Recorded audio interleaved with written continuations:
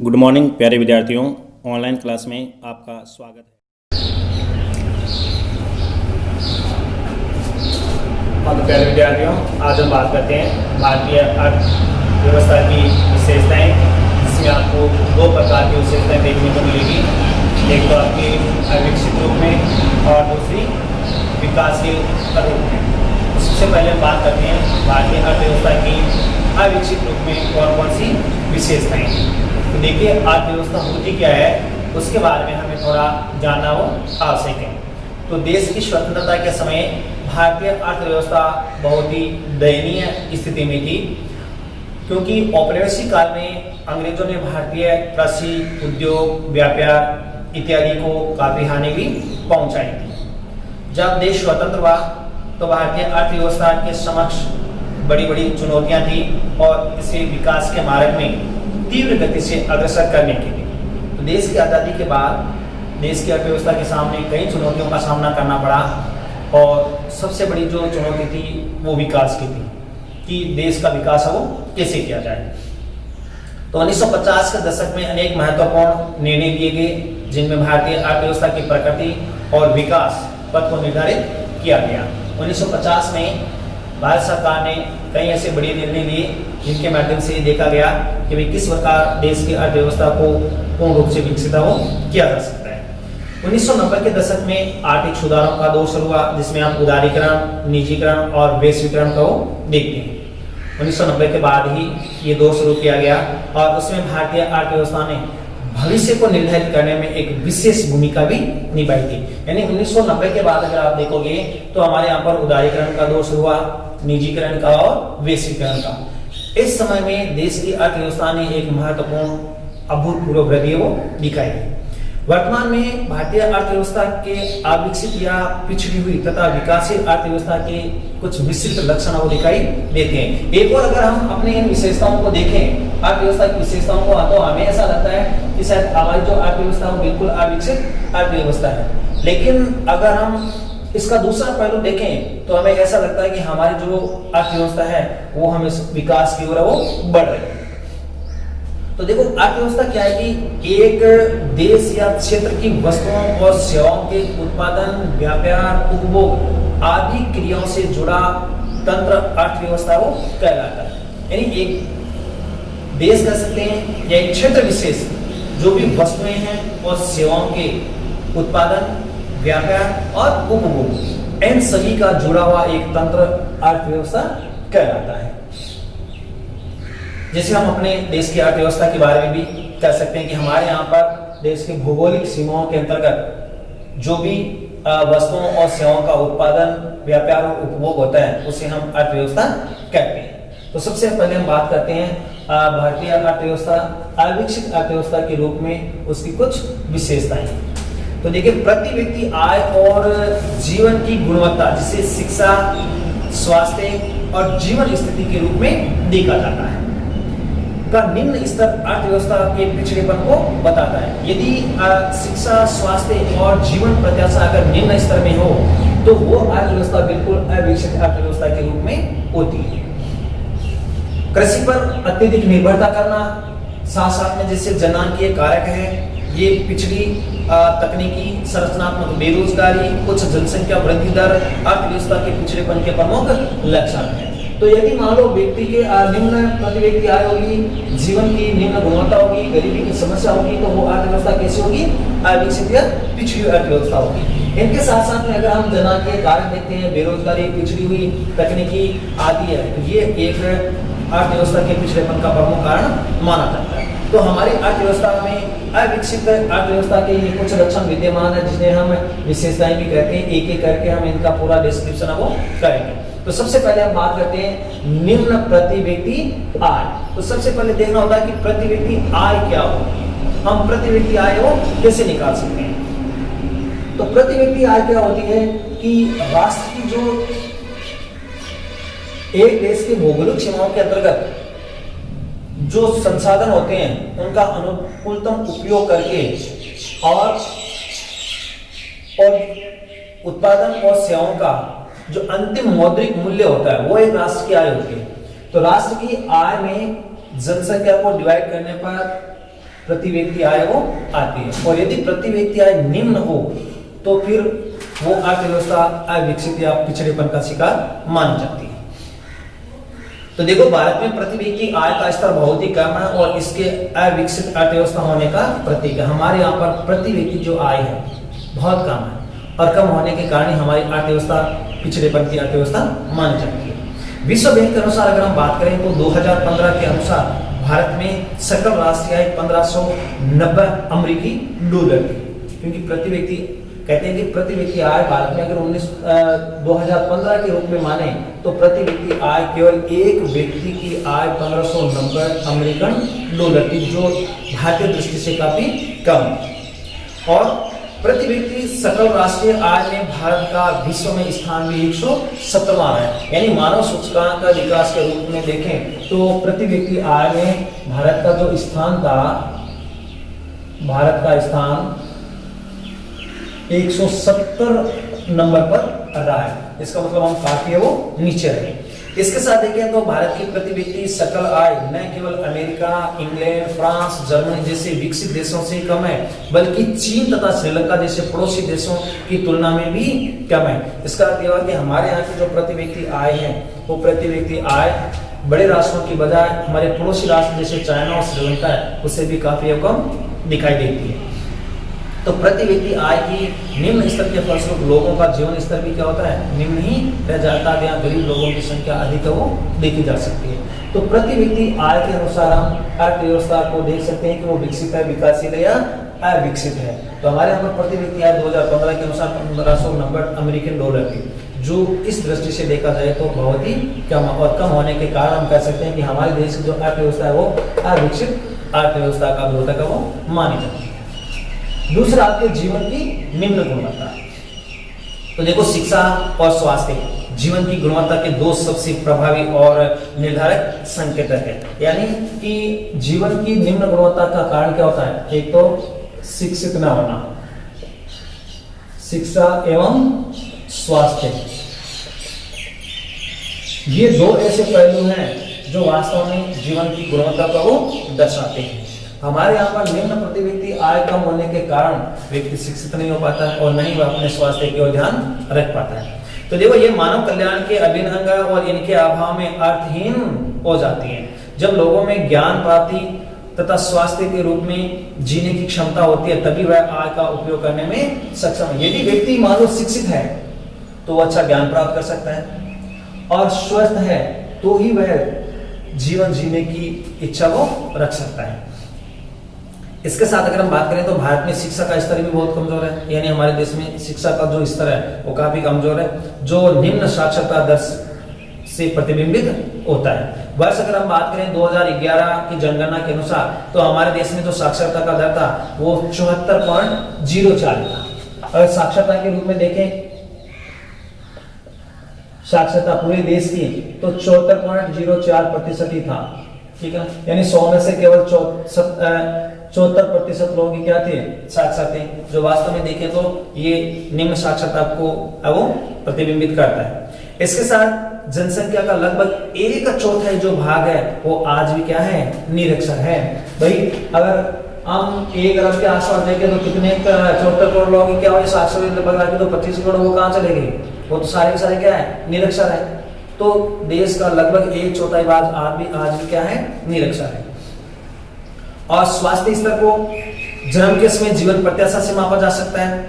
अगर इसे देखें तो विश्व बैंक के अनुसार भारत में 2014 के अंतर्गत जन्म के समय जीवन प्रत्याशा केवल 68 वर्ष थी। देखो, यानी जीवन प्रत्याशा अगर जीवन की निम्न गुणवत्ता के अनुसार देखें तो विश्व बैंक के अनुसार भारत में ये जो औसत आयु है वो केवल 68 वर्ष की है। इसके साथ साथ यह जापान तथा चीन की तुलना में बहुत कम है। यानी इसका अर्थ ये हुआ कि जापान और चाइना में जो जीवन प्रत्याशा औसत आयु है वो हमारे यहाँ से काफी ऊपर है। और शिक्षा तथा स्वास्थ्य का निम्न स्तर भी भारतीय अर्थव्यवस्था के अविकसित अर्थव्यवस्था के द्योतक है वो माने जाते हैं। तो जरूरी है कि भाई अर्थव्यवस्था को अगर सुधारना हो तो जीवन की जो ये गुणवत्ता है उस गुणवत्ता में सुधार लाना पड़ेगा, और उसके लिए शिक्षा और स्वास्थ्य ये दो ऐसे अभिन्न हैं जिनमें हमें ज़्यादा से ज़्यादा इनको प्रचार प्रसार करना होगा, शिक्षा और स्वास्थ्य का, ताकि व्यक्ति शिक्षा और स्वास्थ्य शिक्षा पाकर के स्वस्थ हो सके, और स्वस्थ होगा तभी उसके जीवन की जो गुणवत्ता है वो बनी रहेगी। तीसरा आपकी गरीबी की समस्या है। तो देखो सभी अविकसित राष्ट्रों की तरह भारत भी गरीबी की समस्या का सामना कर रहा है, और इसके साथ अगर हम बात करें तो सुरेश तेंदुलकर के अनुमानों के अनुसार 2011-12 में भारत में लगभग 21.52% लोग क्या थे, गरीब थे। यानी अगर 10 और 12 की बात करें तो लगभग भारत में 100 में से मान लो क्या 22% लोग क्या थे, गरीब थे, और जिससे व्यक्ति अपनी बुनियादी आवश्यकताओं को पूरा करने में भी क्या था, असफल रहा था। बुनियादी आवश्यकता मतलब है रोटी, कपड़ा, मकान, शिक्षा और स्वास्थ्य। ऐसी स्वास्थ्य सेवाओं को भी वो मतलब पूरी करने में क्या रह गया था, असफल रह गया था। और स्वतंत्रता के बाद तो हमारे देश की अर्थव्यवस्था के सामने गरीबी है वो एक सबसे बड़ी क्या थी, चुनौती थी, और मूलभूत आवश्यकताओं की पूर्ति के लिए भी देश बहुत ही धीमी गति से प्रगति हुई, और अन्य देशों की तुलना में यह प्रगति क्या होगी, प्रभावहीन प्रतीत होती है। विकास का लाभ समाज के अन्य लोगों तक नहीं पहुंच रहा है। जिन लोगों के पास में वास्तव में विकास का लाभ पहुंचना चाहिए उन लोगों के पास विकास का लाभ नहीं पहुंच सका। और आज भी अगर हम देखें तो जनसंख्या का लगभग 1/4 भाग है वो निर्धनता के दुष्चक्र में फंसा हुआ है। यानी जिस तरह से जीवन की गुणवत्ता में शिक्षा से वंचित है, स्वास्थ्य से वंचित है, देश की जनसंख्या का लगभग अगर आप देखते हो साक्षरता में 1/4 भाग क्या है, आज भी निरक्षर। उसी तरह से गरीबी में भी आज भी देश का लगभग 1/4 जो जनसंख्या का भाग है वो निर्धनता के दुष्चक्र में वो फंसा है। और निर्धनता की समस्या के रहते कोई भी राष्ट्र पिछड़ेपन से बाहर नहीं आ सकता है। तो यदि हमें अपने देश की अर्थव्यवस्था को विकसित अर्थव्यवस्था में लाना है तो हमें इस गरीबी की समस्या का समाधान करना ही होगा। तो गरीबी की समस्या हमारे देश की अर्थव्यवस्था की अविकसित अर्थव्यवस्था या पिछड़ेपन की अर्थव्यवस्था का द्योतक है वो मानी जाए। नेक्स्ट आपके कृषि पर अत्यधिक निर्भरता। आज अगर हम बात करें तो देखो जैसे जैसे अर्थव्यवस्था का विकास होता जाता है कृषि क्षेत्र पर इसकी निर्भरता भी क्या होती है, कम आती है। उद्योग और सेवा क्षेत्र में निर्भरता अधिक वो बढ़ जाती है। देखो किसी भी देश की अर्थव्यवस्था को आकलन करने के लिए 3 प्रकार के क्षेत्र होते हैं। एक प्राथमिक क्षेत्र जिसे हम कृषि क्षेत्र कहते हैं, एक द्वितीय क्षेत्र होता है जिसको हम औद्योगिक क्षेत्र कहते हैं, और एक तीसरा आता है आपके सेवा प्रोवाइड क्षेत्र आता है। तो इन तीनों क्षेत्र सबसे पहले हमें ज्यादा से ज्यादा कृषि पर डिपेंडेंट किया गया। उसके बाद जैसे जैसे अर्थव्यवस्था का स्वरूप बदलता गया लोग उद्योग और सेवा क्षेत्र की ओर उन्मुख हो गए। यदि भी भारत में कृषि पर निर्भरता में कमी आई है, लेकिन यह कमी क्या रही है, धीरे धीरे रही है। यानी एकदम से कमी नहीं बल्कि धीरे धीरे इस प्रक्रिया में कमी आई है। और स्वतंत्रता के समय तो लगभग 75% जो जनसंख्या थी वो कृषि पर ही निर्भर करती थी। आज भी कुल रोजगार का लगभग 49% भाग कृषि और सहायक क्षेत्रों में लगा हुआ है। जबकि दूसरे देशों में अगर हम देखें तो औद्योगिक और सेवा क्षेत्र में सबसे ज्यादा लोग इसमें अपनी सेवाएं और अपनी भागीदारी को सुनिश्चित करते हैं। लेकिन हमारे यहाँ पर स्वतंत्रता के बाद भी 49% जो लोग हैं आज भी कृषि पर ही निर्भर है। कृषि क्षेत्र से गैर कृषि को श्रम का पलायन तो हुआ लेकिन वह बहुत ही धीमा रहा था।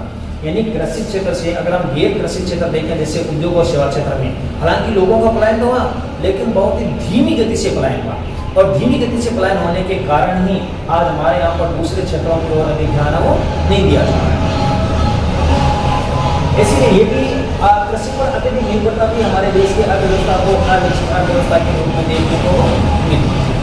नेक्स्ट आपके जनांकीय कारक जन्म और मृत्यु दर। तो देखिए अनेक जनांकीय कारक भारतीय अर्थव्यवस्था के पिछड़ेपन का शिकार है, और भारत में जन्म दर बहुत ऊंची है। इसके साथ साथ मृत्यु दर, बाल मृत्यु दर और शिशु मृत्यु दर का ऊंचा स्तर भी बना हुआ है। भारतीय जनसंख्या वृद्धि के अनुसार अगर हम देखें तो 2001 से 2011 के दशकों में भारत की जनसंख्या वृद्धि दर 17.64% रही है। यानी 2011 तक अगर हम देखें तो देश में जो दशकीय जनसंख्या वृद्धि दर है वो 17.64% की रही है। और ऐसा कहा जाता है कि यदि मान लो भारत में प्रतिवर्ष होने वाली जनसंख्या वृद्धि ऑस्ट्रेलिया महाद्वीप की कुल जनसंख्या के लगभग बराबर है। देखो यानी एक साल में हमारे यहाँ पर एक ऑस्ट्रेलिया तैयार हो जाता है। तो कहने का मतलब यह है कि ऑस्ट्रेलिया की जनसंख्या प्रतिवर्ष जितनी बढ़ती है उतनी हमारे यहाँ एक साल में बढ़ जाती है।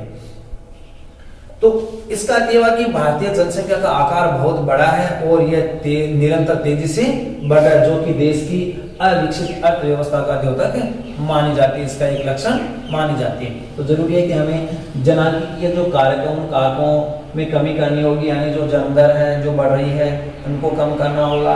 निश्चित रूप से अगर हमें विकसित या विकासशील अर्थव्यवस्था के रूप में उसे देखना है। अगला आपके बेरोजगारी की समस्या, जैसे जैसे जनसंख्या बढ़ रही है वैसे वैसे रोजगार के साधन भी कम हो रहे हैं, लोगों को रोजगार के साधन उपलब्ध नहीं हो रहे हैं, तो बेरोजगारी बढ़ रही है। तो अविकसित जो राष्ट्र है उन राष्ट्रों का एक मुख्य लक्षण है बेरोजगारी की समस्या या संरचनात्मक या छिपी हुई बेरोजगारी। इन राष्ट्रों की एक दोषपूर्ण संरचना के कारण ही लगातार होते संरचनात्मक परिवर्तनों के कारण यहाँ पर बेरोजगारी की समस्या निरंतर वो बढ़ रही है। विभिन्न क्षेत्रों में होने वाले जो संरचनात्मक परिवर्तनों की मांग की संरचना में भी परिवर्तनों की विभिन्न जो क्षेत्र, जैसे मान लो कृषि क्षेत्र है या औद्योगिक क्षेत्र है या सेवा क्षेत्र है, उनमें जो अर्थव्यवस्था का रूप जो बदल रहा है वैसे वैसे उनकी मांग भी वो बढ़ती चली जाती है। और जब मांग तथा पूर्ति में असंतुलन होता है तो बेरोजगारी की समस्या उत्पन्न हो जाती है। और भारत की कृषि पर अत्यधिक निर्भरता और उद्योग और देखो सेवा क्षेत्र में धीमे विकास के कारण यहाँ पर छिपी हुई बेरोजगारी का सामना करना पड़ता है। पहली बात तो हमारे यहाँ एक तो कृषि पर ज्यादा निर्भरता है और कृषि पर ज्यादा निर्भरता होने के कारण सेवा क्षेत्र और औद्योगिक क्षेत्र पर निर्भरता कम हो गई है, इसीलिए हमारे यहाँ पर बेरोजगारी की समस्या सबसे ज्यादा देखने को मिलती है। नेक्स्ट आपकी पिछड़ी हुई तकनीकी, हमारे यहाँ पर जो तकनीकी है वो कैसे, देखो अर्थव्यवस्था में पिछड़ेपन का एक बहुत बड़ा कारण है उत्पादन की तकनीकी का पिछड़ा हुआ होना, क्योंकि हमारे पास वो तकनीकी नहीं है जिससे कि हम उत्कृष्ट उत्पादन कर सकें। और आधुनिक तकनीकी के अभाव में उत्पादकता का स्तर क्या बना रह जाता है, निम्न होता है, गुणवत्ताहीन हो जाता है। आज के समय में जिस टेक्नोलॉजी की आवश्यकता होती है, तकनीकी की आवश्यकता हो, अगर वो हमारे पास में नहीं है तो हमारा उत्पादन का स्तर क्या हो जाता है, गिर जाता है। और लंबे समय तक ये माना जाता है देखो कि प्राकृतिक संसाधनों की उपलब्धता विकास का सबसे प्रभावशाली कारक है, लेकिन जापान के तीव्र विकास ने तकनीकी योगदान को सिद्ध कर दिया। यानी ये माना जाता है कि लंबे समय तक जो हमारे पास प्राकृतिक संसाधन है उन प्राकृतिक संसाधनों से हम कई गुना है वो तीव्र विकास कर सकते हैं, जबकि जापान में नई जो तकनीकी है उसने सिद्ध कर दिया कि वास्तव में तकनीकी के बिना कोई राष्ट्र अपना विकास नहीं कर सकता है। तो भारत में धीमा आर्थिक विकास एक कारण नवीन तकनीकी का अभाव है। हमारे यहाँ पर जो विकास की गति वो बहुत धीमी रही है और धीमी विकास की गति ये दर्शाती है कि हमारे पास में टेक्नोलॉजी नहीं है, टेक्नोलॉजी का अभाव ही हमारे विकास प्रक्रिया को धीमा कर रहा है।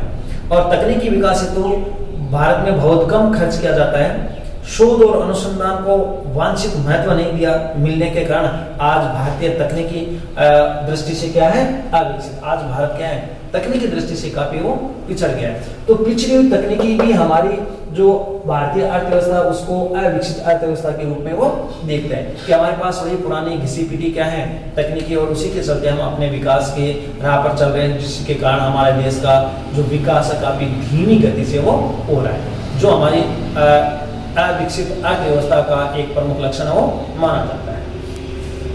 कुछ अन्य विशेषताएं भी हैं जो हमारे देश की अर्थव्यवस्था को अविकसित अर्थव्यवस्था के रूप में वो देखती है। और मैं क्या देखिए कि इसके अलावा जैसे मानव विकास है, इसके साथ साथ व्यापक असमानताएं हैं, कमजोर आधार संरचना आदि भारतीय विकास के कार्यक्रम को अविकसित के रूप में व्यक्त करते हैं। जैसे अगर हम बात करें कि संयुक्त राष्ट्र संघ विकास कार्यक्रम के द्वारा जो 2015 में मानव विकास सूचकांक बनाया गया था उसमें भारत का 130वां स्थान आता है।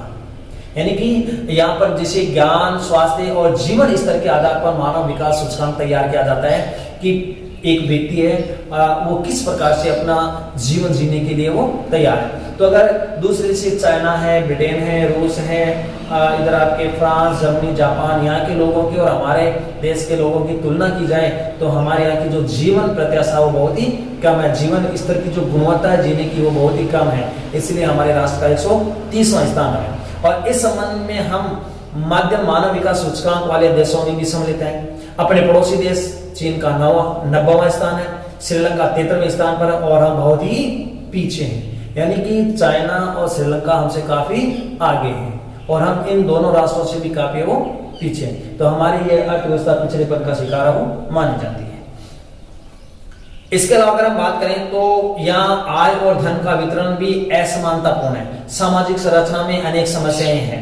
भारत में लिंग आधार पर भी भारी असमानताएं और शिक्षा और स्वास्थ्य सेवाओं की उपलब्धता में भी भारी विषमताएं देखने को मिलती है। यानी हर प्रकार से, चाहे वो सामाजिक संरचना हो, आर्थिक संरचना हो या नस्ल प्रकार की संरचना हो, हर एक क्षेत्र में हमें यहाँ पर विभिन्न प्रकार की असमानताएं देखने को मिलती है। और भारत की जो आधार संरचना वो भी बहुत ही कमजोर है, जिसके कारण भारतीय अर्थव्यवस्था में निम्न उत्पादकता आती है, ऊंची उत्पादन लागतें आती है, उत्पादन में धीमी वृद्धि का शिकार वो रही है। और ये सभी जो घटक है वो हमारे देश की अर्थव्यवस्था को पिछड़ेपन का शिकार वो बनाती है।